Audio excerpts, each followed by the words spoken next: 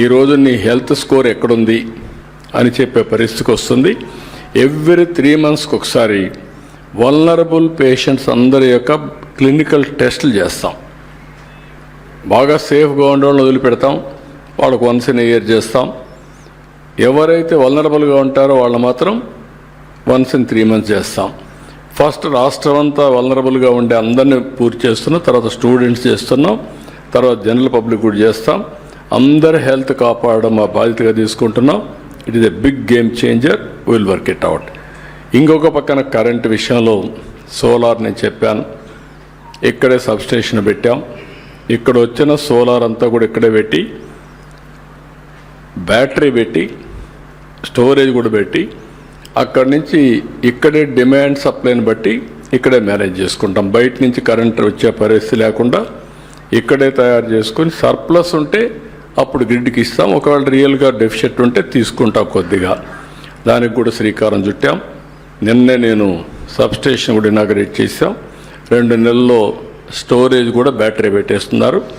అక్కడి నుంచి అది కూడా స్టార్ట్ అవుతుంది. అవసరమైతే పంప్ సెట్స్ అన్నింటికి కుసుమ్ కింద సోలార్ ఇస్తాం.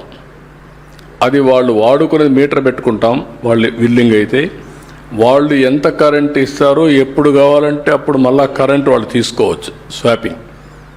ఇప్పుడు మనం వాళ్ళకి పీక్ ఉంది, కరెంట్ ఇస్తారు, వాళ్ళకి అవసరం మళ్ళీ ఇస్తాం. ఆ కరెంటుతో వాళ్ళ స్కూటర్లు, సైకిళ్ళు, కార్లు, ట్రాక్టర్లు అన్నీ ఛార్జ్ చేసుకోవచ్చు. జీరో కాస్ట్ ట్రాన్స్పోర్టేషన్కి కానీ వెహికల్స్ మీద కానీ కారు కొనుక్కుంటే ఇంకా మెయింటెనెన్స్కి ప్రాబ్లం ఉండదు. అలాంటి వాతావరణాన్ని తీసుకొస్తాం. ఇది ఒక మేజర్ ప్రాజెక్ట్ అవుతుంది. దీనివల్ల ఎన్విరాన్మెంటల్ బ్యాలెన్స్ అవుతుంది.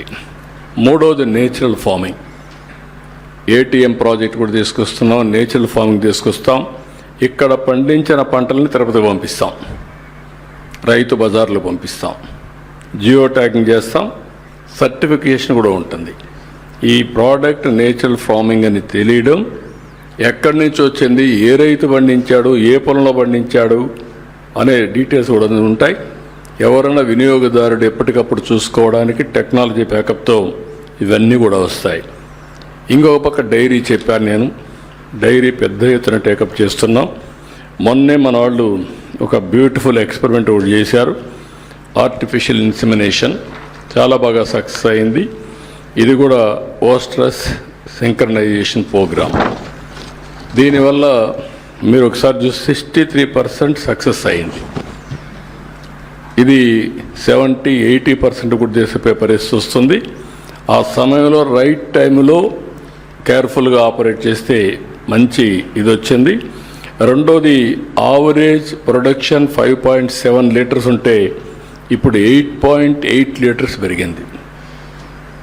మోర్ దెన్ 33% ప్రొడక్టివిటీ పెరిగే పరిస్థితి వచ్చింది.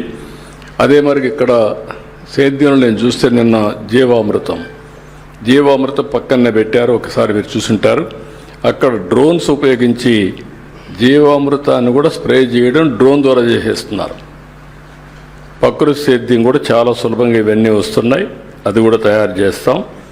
ఇంకొక పక్కన ఈ పక్కన అడవుల్లో ట్రెంచెస్ కూడా కొట్టమన్నా, సో దట్ అడవుల్లో పడే నీళ్లు ఎక్కడికి వెళ్ళిపోకుండా అవన్నీ భూగర్భ జలాలుగా మార్చడానికి ఆ కార్యక్రమం కూడా చేస్తాం.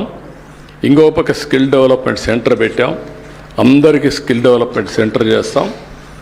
ఈ ప్రాంతంలో ఉండే వాళ్ళు కంప్యూటర్ ఆపరేటర్స్ కానీ చదువుకున్న వాళ్ళు ఉంటే ఇక్కడే ఉద్యోగాలు, వర్క్ ఫ్రమ్ హోమ్. అదే సమయంలో ఇక్కడే వర్క్ స్టేషన్స్ క్రియేట్ చేసి కంపెనీలు పెట్టి అక్కడి నుంచి నేరుగా వాళ్ళు పనిచేసే అవకాశాలు కూడా ఇస్తాం. So that upgradation of skills, continuous learning, new technologies అవన్నీ కూడా పెడతాం. సబ్స్టేషన్ దగ్గరనే ఒక 200 స్టేషన్స్ కానీ 250 స్టేషన్స్ బిల్డింగ్ అంతా రెడీ అవుతుంది. ఒక 8 నెలల్లో ఇది కూడా పూర్తవుతుంది. 1 ఫ్యామిలీ 1 ఆంటర్ప్రెన్యూర్ కూడా ఇక్కడ ప్రారంభించాం. అది కూడా స్టార్ట్ చేశాం.